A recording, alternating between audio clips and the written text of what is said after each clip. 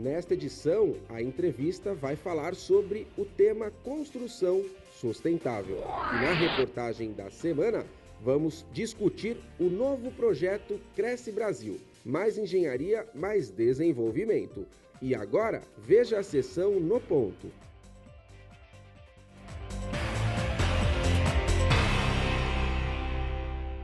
A luta dos engenheiros da prefeitura, travada por valorização dos engenheiros, travada por melhor salário, o Sindicato de Engenheiros de São Paulo está junto. Na verdade, nós estamos batalhando já há algum tempo, mais de um ano, discutindo o salário do engenheiro. Veja o seguinte, hoje na prefeitura, o engenheiro começa com R$ 1.800. R$ 1.800. O salário mínimo profissional são 9 salários mínimos. Então, hoje nós temos uma defasagem muito grande. O profissional, o engenheiro e arquiteto vem lutando. Nós fizemos aí, recentemente, uma greve de 15 dias. Greve essa que terminou agora no dia 11 de junho. Essa greve nós pleiteamos negociação com a prefeitura, tentamos, de fato, entender a prefeitura que esse processo precisava ser corrigido, que o profissional precisa ser valorizado, que nós não podemos, de forma nenhuma, deixar que uma lei de 2002, aonde foi colocada aí naquela época, que o profissional tinha 0,01% de aumento ao ano, sem dúvida é um absurdo. Nós estamos agora, o ano passado, na gestão desse prefeito, que vem tentando fazer um bom mandato, que vem colocando a direção para que todos nós entendamos que o prefeito está com a melhor das intenções. Mas o ano passado nós tivemos 0%. Esse ano também 0%. Acho que, sem dúvida nenhuma, nós precisamos, e a prefeitura, estamos aguardando a prefeitura, e por isso até a nossa paralisação da greve, para que a prefeitura nos chame, para que a prefeitura apresente uma proposta de valorização desse profissional, de correção, pelo menos de uma parte dessa defasagem. Nós estamos conscientes de que com essa luta, uma luta que foi organizada, que foi séria, que foi pacífica, para que nós tenhamos alertado a prefeitura, as secretarias, de que é necessário, de fato, uma valorização desse profissional.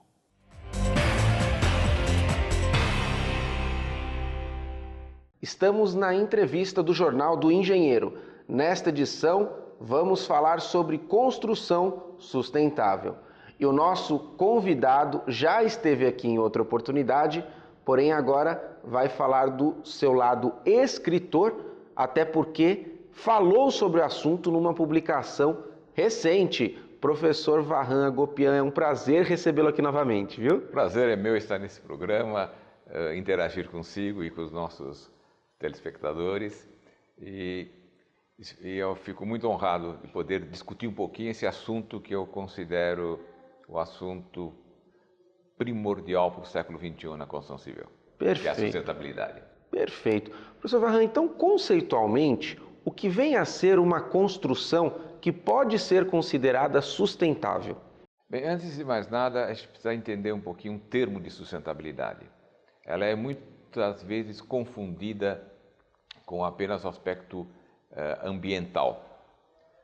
O aspecto ambiental é um tripé fundamental para a sustentabilidade, porém, ao mesmo tempo, nós temos que levar em conta os aspectos econômicos e os aspectos sociais, porque a construção civil interage muito com o ser humano. Então, nós temos que respeitar as culturas da sociedade naquela região. Então, a construção sustentável tenta agregar os aspectos ambientais, verificar se isso tem viabilidade econômica e se atende às expectativas da sociedade, dos seus usuários. Perfeito. Qual que é a diferença para um outro conceito que talvez muitas vezes se confunde, que é a construção ecológica? A construção ecológica é a utilização de produtos com baixo consumo energético, reutilização de rejeitos, detritos, isso tudo pode ser e é, de fato, aplicado para a construção sustentável. Só que nós, chama a atenção que nós temos que trabalhar no aspecto industrial. Então, ela não é artesanal. Nós temos que viabilizar a reutilização, o uso de materiais de baixo consumo energético, a economia geral da energia, sempre em aspectos industriais, em escala industrial. Então, isso é o aspecto, isso que é a parte importante. Conseguir construir uma casa com material totalmente reciclável. Garrafa PET, latinha aqui. Sim, mas só que em escala artesanal. Isso não atende à demanda da sociedade.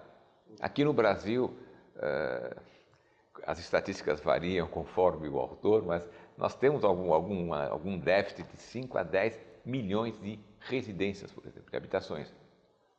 Isso não dá para ser feito artesanalmente. Nós temos aqui uma deficiência de infraestrutura violenta que a engenharia civil tem que atender. Nós reclamamos dos aeroportos, mas os portos estão em uma situação pior, as rodovias, ferrovias. Nós temos a necessidade de infraestrutura de serviços, hospitais, escolas. Então, temos sempre que pensar no aspecto industrial e não apenas no aspecto artesanal. Como é que está a construção sustentável no Brasil, professor? Bem, deixa eu gastar um pouquinho mais de tempo dos nossos telespectadores, porque a indústria da construção civil como toda, no mundo todo, ela ficou vamos dizer, despreocupada com os aspectos ambientais e de sustentabilidade por muito tempo. Porque os nossos resíduos, a nossa indústria, por si só, ela não gera uma poluição agressiva, como odores desagradáveis, radioatividade, gases tóxicos, essas coisas. Então, nós não nos dávamos conta, como indústria, de que nós éramos, de fato, uma indústria agressiva ao meio ambiente. Eu diria que, no século passado, na década de 80, mas principalmente a partir da década de 90, é que a indústria se conscientizou de que ela é uma indústria altamente importante quando você vê aspectos ambientais. Nós somos a indústria que mais interage com o meio ambiente. A construção civil consome, em vários países, metade dos recursos naturais que aquele país extrai por ano. Então, somos de fato uma indústria que tem uma interação muito violenta com o meio ambiente e então temos que nos conscientizar que nós temos que manter o nosso meio ambiente. O planeta é um só. E essa conscientização começou na década de 90. Eu diria, eu tive a oportunidade de participar dos primeiros congressos, ainda era meio folclórico, meio, diríamos, ingênuo. Quando você falava que metade dos recursos naturais vão para a construção civil, o pessoal... Que isso? Que é tão louco. Desacreditavam. E hoje, as estatísticas atuais, nós consumimos mais cimento que alimento. O mundo consome mais cimento que alimento. Os resíduos que a construção civil, hoje, com todo o desenvolvimento que produz, ainda são maiores que os resíduos urbanos. Então, é uma coisa muito séria. Mas essa conscientização tardia, nós tivemos o primeiro congresso grande sobre sustentabilidade em 98. Eu estou falando coisa de 15 anos atrás, 16 anos atrás. Foi o primeiro congresso internacional de fato. Os outros abordavam o tema, mas o primeiro congresso de fato foi em 98 em Gävle, na Suécia. E aí começamos a correr atrás do prejuízo. Eu digo correr atrás do prejuízo porque a sociedade também ficou consciente disso. Nós temos países em que há restrições seríssimas para a construção civil. Você não consegue construir. Eu dou sempre... Agora nós estamos... Quando foi feito o metrô de Roterdã, Roterdã está embaixo do mar, mas foram feito o metrô subterrâneo. Tiveram que importar, porque é uma exigência de norma que tem que usar material reciclado, tiveram que importar entulho de outros países para poder fazer. Comprar entulho. Porque a sociedade começou a ser mais exigente. Então nós estamos correndo contra o tempo. Vamos dizer, nesse século, nos últimos 10, 15 anos, a indústria está correndo contra o tempo. E aqui no Brasil, felizmente, a conscientização está sendo grande. Felizmente. Eu diria que são vários aspectos da sustentabilidade. Aspecto de energia e água, eu citei, é o mais importante, mas os resíduos são muito importantes. Quer dizer, desperdiçar material é se desperdiçar matéria-prima. E quando eu digo desperdiçar material, eu sempre vejo o aspecto mais generalista. Desperdiçar, quer dizer, se eu colocar mais material nessa parede, eu estou desperdiçando mais que o necessário. Se eu, para esse piso, para acertar esse piso, eu usei mais argamassa que o necessário, é um desperdício. Não é entulho, não saiu fora da obra, mas está perdido dentro da obra, porque está exagerado. O desperdício de material era muito grande. Então, nós começamos a conscientizar e começou, inclusive, a se tornar, sob aspecto comercial, interessante dizer que essa edificação, essa construção é sustentável, tem um selo de reconhecimento de alguma entidade internacional e estamos avançando nessa direção. Perfeito. Nós vamos para um rápido intervalo para no próximo bloco falar a respeito das licenças ambientais, que hoje parece ser aí haver um confronto com a construção civil. O professor Varran vai me dizer se entra nessa polêmica ou não e como resolvê-la, e também falar um pouquinho do livro, onde ele é um dos autores, né, professor Varran, a respeito da construção sustentável. A gente volta daqui a pouquinho.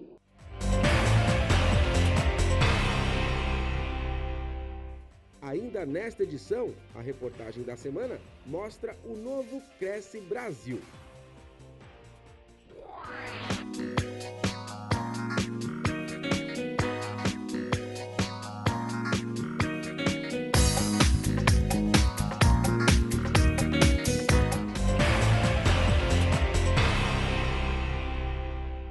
Estamos de volta na entrevista do Jornal do Engenheiro, hoje recebendo o professor Varran Agopian para falar sobre o tema construção sustentável. No bloco anterior, o senhor terminou falando que hoje é importante para uma construção ser certificada, ter um selo ambiental, porque isso até mercadologicamente a valoriza. E claro, a contrapartida social também é enorme. Agora, muito se fala a respeito de, poxa, as licenças ambientais, que isso já é outro, não é uma certificação, mas é as licenças, autorização para se construir em área X, área Y, são difíceis, demoram, e muito se diz, nem precisava tanto. O que o senhor acha a respeito disso? Bem, isso vem corroborar aquilo que eu também tinha falado antes, que a sociedade começou a reagir. Quer dizer, a sociedade se tomou consciência de que nós, da indústria da construção civil, somos os maiores usuários de matéria-prima, os maiores consumidores de matérias-primas naturais, consumidores de energia e de água. Mas, ao mesmo tempo, e nós precisamos mostrar para a sociedade que se a construção civil é a indústria que mais interage com o meio ambiente, ela também é a indústria que pode melhorar o meio ambiente. Nós também temos essa capacidade, esse lado que é pouco conhecido para a sociedade. Mas é aquilo que eu falei, a sociedade está reagindo. Então a sociedade hoje exige que quando nós vamos fazer uma rodovia, que não haja prejuízo do entorno. E nós melhoramos muito. Eu cito o exemplo da imigrantes. O trecho aliás, é exemplo mundial, né? São Paulo, Santos. Se o telespectador, se você tiver a oportunidade de descer, para lá na descida, veja primeiro a ferrovia Sorocabana, que fez um desmatamento permanente da Serra do Mar, uma destruição. Aí, debaixo da terra, isso é possível verificar. Aí você vê a linha da Anchieta, que tem um desflorestar, vamos dizer, uma agressão à Serra do Mar, visível. Aí você tem um trecho antigo da Imigrantes, que já é da década de 70. Tem uma agressão, é visível que está lá, tem realmente encostas totalmente separadas, você tem desmatamento, tudo perfeito. Aí você vê o trecho novo de Imigrantes, que você não percebe a agressão na natureza. Isso é um exemplo típico. Isso custa muito? Não, custa um pouco, há um custo social para isso. Mas, por outro lado, você tem um custo ambiental muito bom. O que talvez nós, engenheiros, não estamos sabendo fazer é discutir com a sociedade esse custo. Se eu vou construir uma rodovia com 4 pistas, sem dúvida eu estou agredindo a natureza. Eu tenho que demonstrar que essa rodovia irá, por outro lado, melhorar a natureza, compensar a natureza com o outro lado. É a questão do nosso rodoanel. Nós não conseguimos, nós técnicos, não conseguimos mostrar para a sociedade que o rodoanel, de fato, não dá para dizer que o rodoanel não está agredindo a natureza. Lógico que está, mas não estamos conseguindo demonstrar que, por outro lado, nós estamos melhorando o transporte e, com isso, melhorando os transtornos que você tem no meio ambiente da grande metrópole São Paulo, e, com isso, diminuindo as doenças dos seres humanos.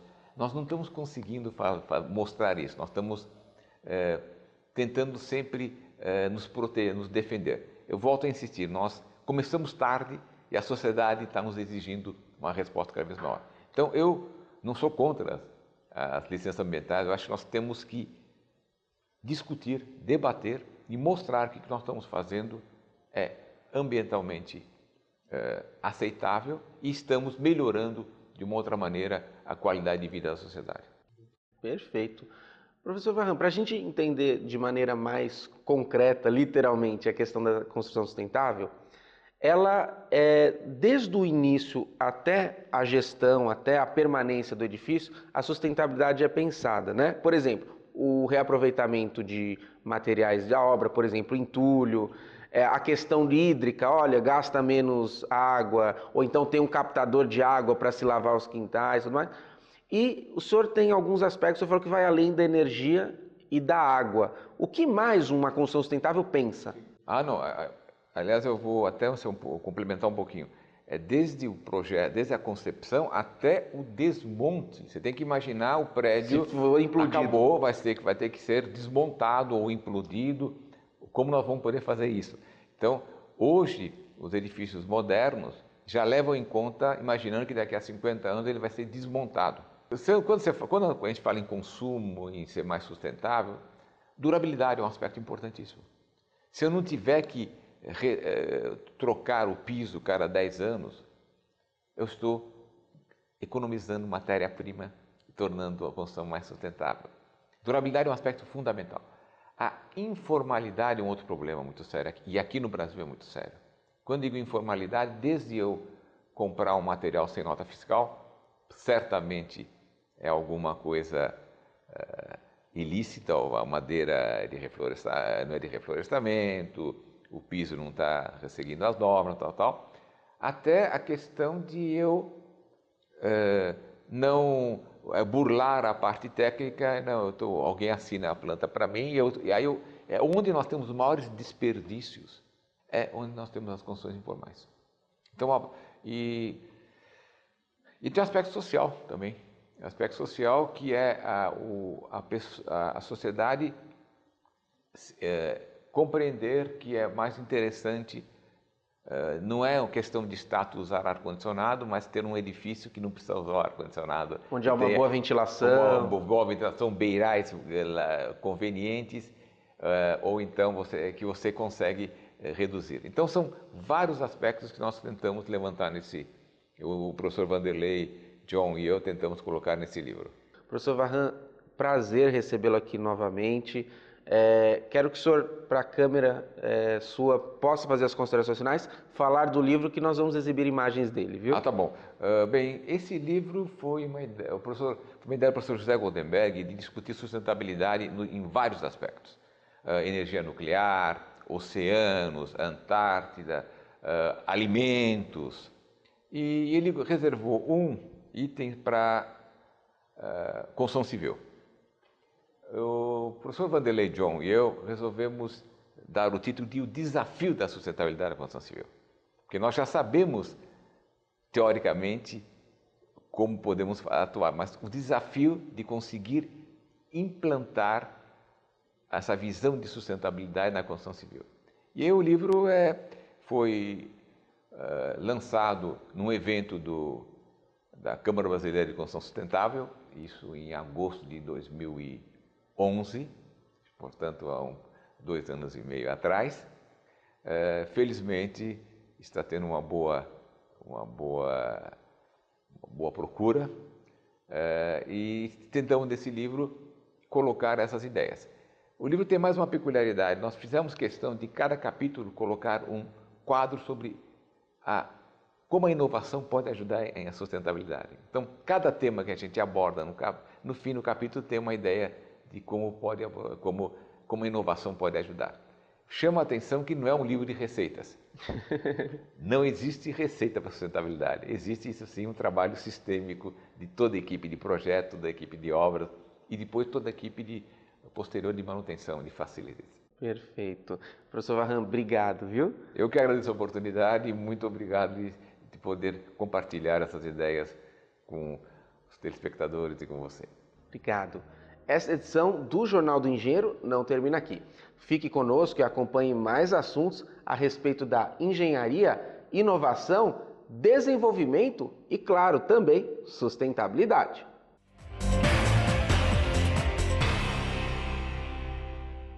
O projeto Cresce Brasil, mais engenharia, mais desenvolvimento, apresenta Nova Fase. A iniciativa surgiu em 2006 e foi lançada pela Federação Nacional dos Engenheiros. O Cresce Brasil, ele tem que ser dinâmico, como é a política nacional, como é a política financeira, como é as questões de infraestrutura. Ele tem que ser dinâmico, como a tecnologia.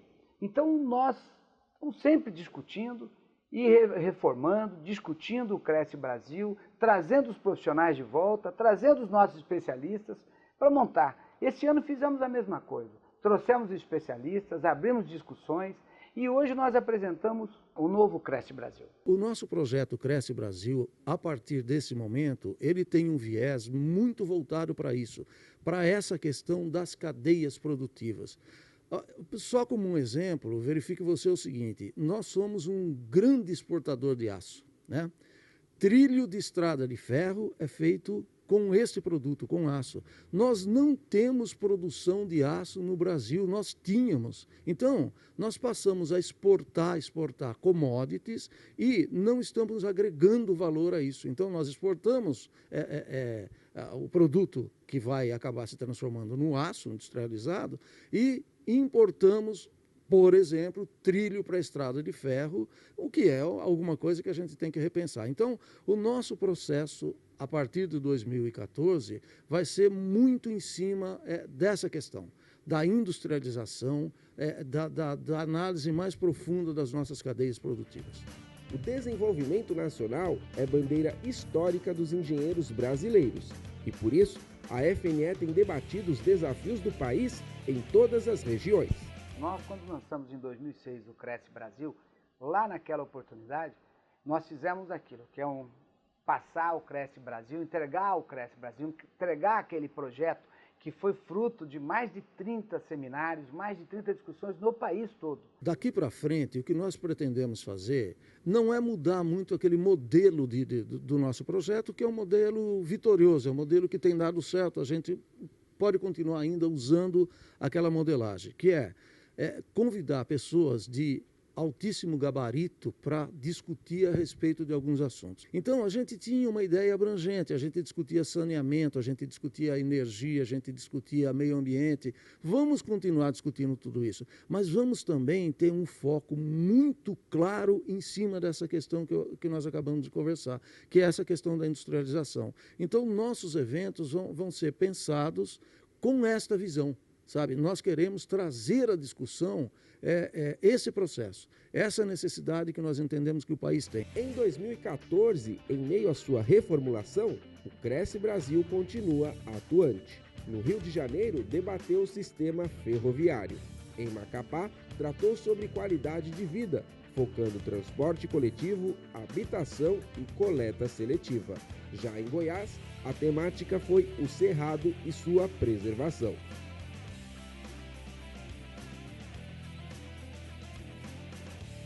Os debates acontecem com grande mobilização regional, graças ao papel atuante dos sindicatos filiados à FNE. Cada sindicato desses que participou, ele cresceu muito. Ele hoje discute as questões da sociedade com tranquilidade. Ele participa hoje efetivamente de eventos da sociedade, da região. Ele acrescenta a discussão e nós temos uma discussão maior no país. Que nós não estamos lá simplesmente para bater lata, para reivindicar salário. Nós estamos lá para reivindicar crescimento, posicionamento do governo, ideias que nós podemos estar acrescentando e, sem dúvida nenhuma, participar efetivamente dessas questões. Para saber mais a respeito do projeto Cresce Brasil, mais engenharia, mais desenvolvimento, acesse o portal da FNE na internet.